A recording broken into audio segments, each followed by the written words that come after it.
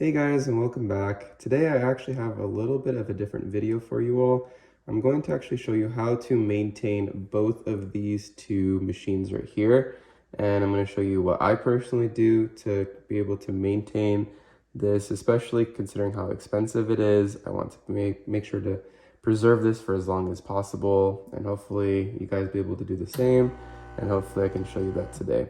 So first and foremost, what you want to do is make sure you want to have this thing preheated, and knowing that right here, you're going to come over here and look at this light right there. Okay, once that stops blinking and flashing, I don't know if you guys are able to see that very well, but yeah, once that stops flashing, it will flash.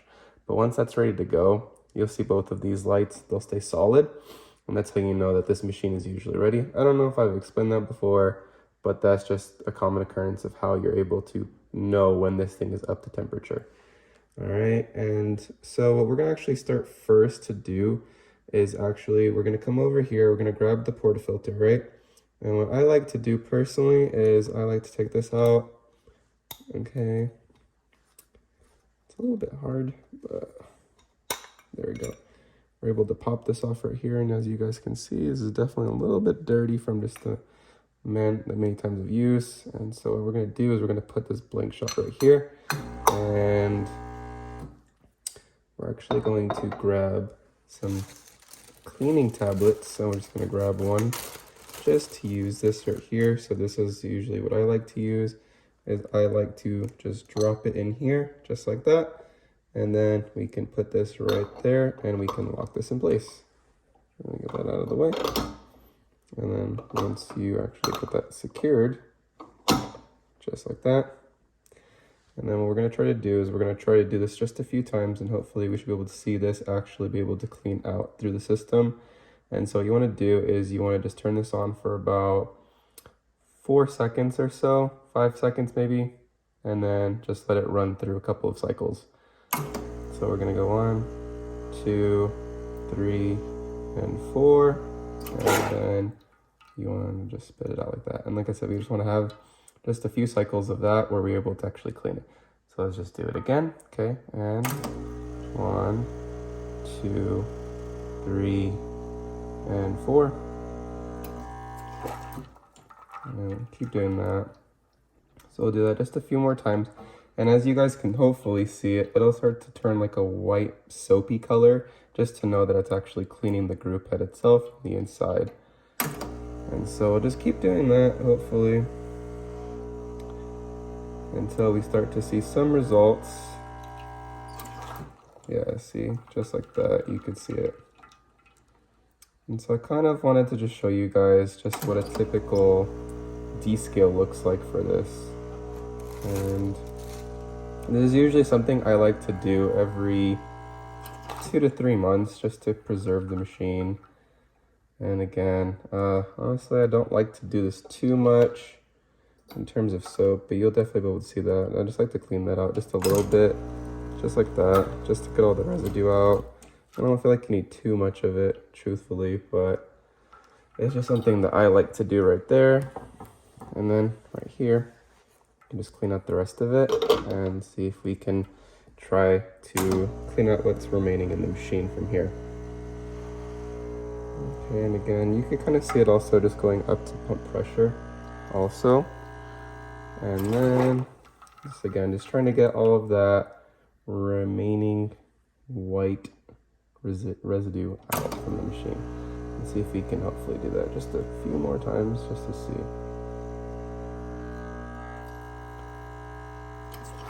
Okay, there we go. Looks like that's pretty good to me right there. Okay. And so that was the first thing that I just wanted to show you guys. You could definitely see it's pretty brown from the water. I don't know if you guys are able to see that super well, but it definitely was brown. So it definitely did need a little bit of cleaning. Like I said, I like to do that every few months or so just to preserve this machine. And hopefully you guys can also just try to clean your steam wands as often as possible. I like to put a little bit of a tablet too inside one of these cups right here, and just let it soak in there and just let it just clean out from there also. And so actually the thing that I also wanted to show you guys was more so of the Crono. I feel like this is pretty hot debate in terms of what's going on with this machine. especially with the whole whether it can brew espresso or not. Truth be told, just to be honest, I did buy this as an open box item, so it probably was a little bit older than most of you guys, because I do know that there is actually a new burr set that they are promoting with this machine right here. And so what I'm going to show you guys is actually, because I do like to clean this also just every once in a blue moon too, so I want to show you guys that. And I like to use this little brush right here actually that I got from the Easy Presso, and it's actually a pretty good brush just to kind of clean out all of the grounds. And so what we're going to do first is there's actually a screw back here, okay, that we can take off just for the top of the basket, where that's where you guys usually keep the beans.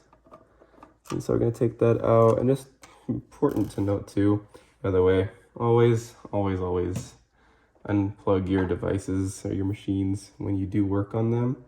Okay, and hopefully right here, once you pull that off, and of course keep your screws all aligned. So just knowing that's for the hopper right there, we're going to actually leave that off to the side. It's actually looking pretty clean from the inside right here.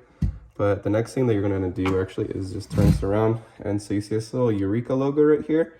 What you actually want to do is you want to put your fingernail underneath it. Of course, you don't want to scratch it, so just be careful of the paint because this is pretty expensive. And so it'll just pop off. It's just like a little, it's a lot easier than I thought it was, truth be told. But it's just like a little clip, and it just comes off with your fingernail. And next thing right here is the first screw. So what you want to do is you're going to want to undo that right here, just like that. Okay, and once you guys work on that right there. Okay, so this screw is a little bit thicker than the one that comes in the bean hopper. And once you're out, you have that screw out right there. This should be able to come off pretty easily. So what I like to do is I just like to put a finger in here, and you can just slowly pull it up like that. And again, it's just kind of holding it in place right there. And so what you're going to see here is you can just put this off to the side also, is then you're going to see 3 screws right here that actually hold down the top of the burrs. And so the cool part about this machine, I don't know if you guys have watched other videos before about it, but the cool part about this is you can actually maintain this device fairly well in terms of not having to worry about taking off the burr set and then having to realign them. Once you put it on, they should actually be aligned exactly where they were previously.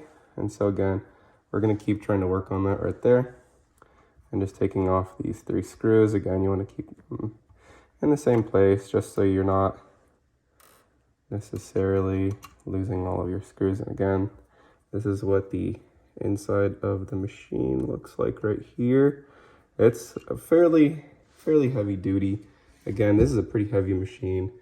I don't know if you guys can see that pretty well, but again, this should just come off just like that. And here is the top of the burrs.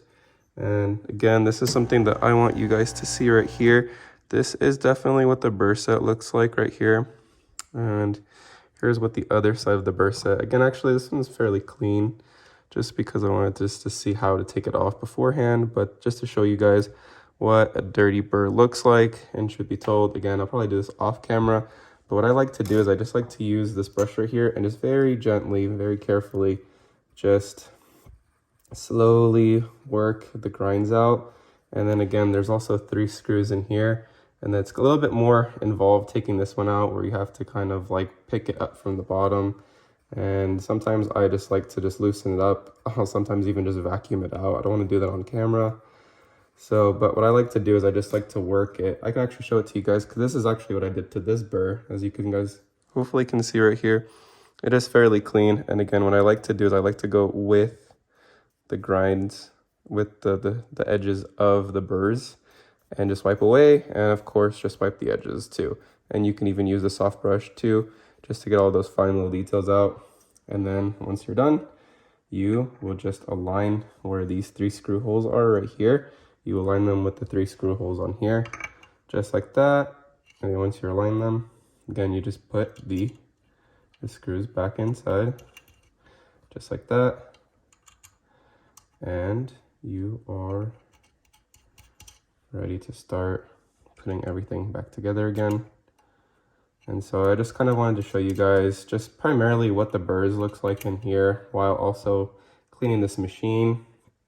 And just again, once you put those on, you actually want to properly screw them back on, but not too tightly to the point where it's really hard to take off again. And again, this part right here, you just wiggle it back on, and it goes on fairly easily. And again, you want to just put all of the screws back in place where you put them, and you want to just put that right here, just like that. And again, just nice and gently. And then, like I said, this cap, fairly easy. You just pop it back on just like that. And then the bean hopper right here, let's put that back on also. Actually, want to just make sure you align everything again, not what I'm doing right now. And then again, you want to just put this screw back in. Honestly, I'm debating what to do with this screw, if I want to put it back in, just 'cause I feel like it's a lot more headache than it's worth, just because it's actually pretty snug, especially with the little silicone right here. Actually, that's another thing to want to clean up too, is also take this and just kind of clean it up here, just to remove any of those grounds. And again, when this is off, I'd probably clean it over the sink.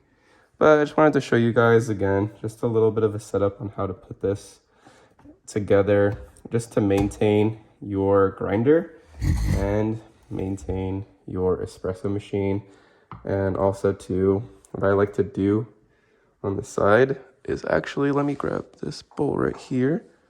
Sorry, it's a little bit off camera. What I actually like to do too is actually put everything in here, and actually take this off too. It's actually a little bit hot right now. So what I like to do is I just like to put everything in one bowl, grab another one of these Kafiza pills right here. I'll just put some hot water and just let these also clean for a little bit, just to make sure everything is, you know, just right. You don't want to, again, have stale coffee, and that defeats the whole purpose of why we're doing this, and also while maintaining these really nice but also really expensive machines. And again, the name of the game is endurance and preserve these awesome things that you have to keep making coffee for a long time. And I hope that you guys like this video, and hopefully you guys will be able to be here for the next one too. Thanks.